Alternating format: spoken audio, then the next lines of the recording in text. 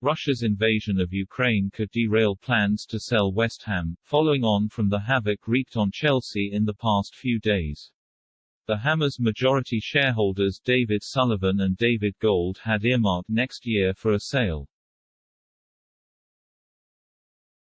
March 2023 sees the expiry of a clause in their London Stadium deal stipulating they must pay tens of millions of pounds in windfall tax if they sell, reaching 20% for a deal worth more than £300 million, in return for the cheap rent they have been paying. Sullivan and Gold included an option for a full takeover of West Ham when selling 27% of the club to Czech billionaire Daniel Kretinsky for about £200 million last year. But his business interests are suffering due to the West's economic war with Russia. Kretinsky's investment company EP Infrastructure owns 49% of Ustream, a Slovakian pipeline that carries Russian gas to Europe.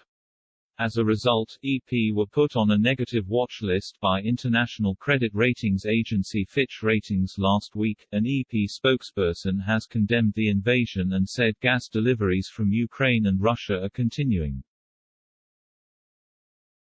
But with Fitch stating that state-owned Russian energy company Gazprom account for two-thirds of Ustream's transported gas, and with Western governments considering adding Russian oil and gas to their sanctions list, Kretinsky's financial position is exposed.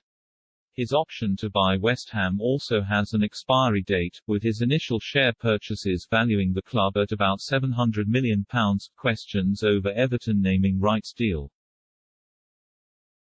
The Premier League are facing questions from clubs about why they approved Everton's bizarre, future naming rights deal with USM, the holding company of Alisher Usmanov, for a new stadium that has yet to be built. The deal was cancelled after the Russian was sanctioned by the government. The £20 million a year agreement was pushed through by the Premier League in 2019 when they had no chief executive, due to their bungled 18-month search for a replacement for Richard Scudamore.